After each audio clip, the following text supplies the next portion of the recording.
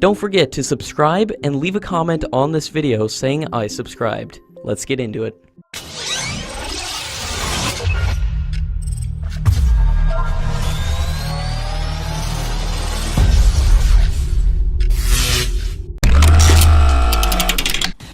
The government has scrapped its old plan to manufacture 114 single-engine fighters with foreign collaboration under the Make in India framework, at an estimated cost of $18 billion.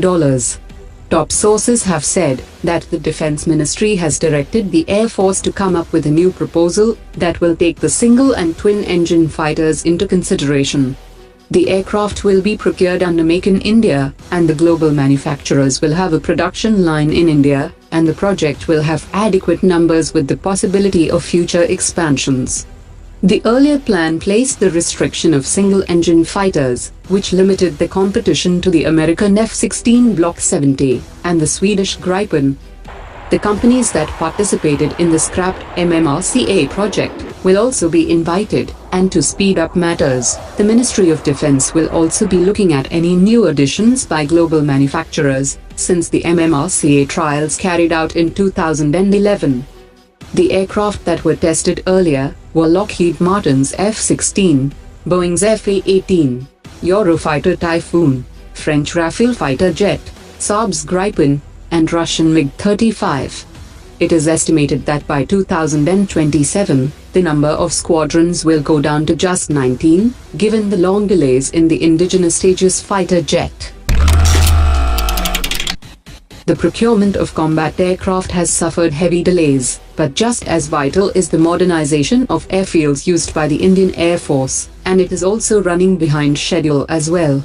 In 2011, the Ministry of Defense and Tata Power had signed a 1,220 crore rupees agreement for upgradation of 30 airfields of the Indian Air Force and Indian Navy. The Phase 1 of the modernization of airfield infrastructure was scheduled to be completed by October 2014, but it was only in December 2017 that only 25 airfields became ready. 5 airfields are awaiting completion and are expected to be ready by June 2018. Several of these airfields are strategically located and plays a key role in the defense of India's borders. Giving a major boost to the Indian Navy, the Navy recently got its first medium voltage lab.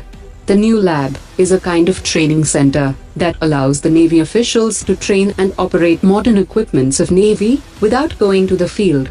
One of the interesting aspects of the lab is that the construction was completed in less than 11 months, and more discussions are ongoing for more opportunities. The lab is contributing heavily to modernize and strengthen the Indian Navy. India and Iran are moving slowly and steadily to convert the international North-South transport corridor into a bigger economic corridor with better prospects and potential than the China-Pakistan economic corridor. India has completed the 215 kilometers strategic highway at a cost of 600 crore rupees, which completes the road link from Chabahar to Afghanistan. Negotiations between the Indian and Iranian companies are ongoing for financing the railways in Iran to complete the missing railway connection from Chabahar to Europe.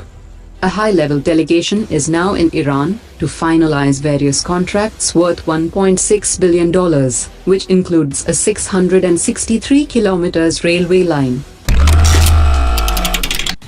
India's indigenous light transport aircraft has successfully completed its second test flight, and the Indian Air Force has expressed its commitment to purchase the aircraft. Indian Air Force has expressed interest in acquiring 15 military variants of the aircraft, and the Indian Air Force is also interested in potential new variant, specifically used for signal snooping on communications. India needs 120 to 160 such aircraft in the next 10 years.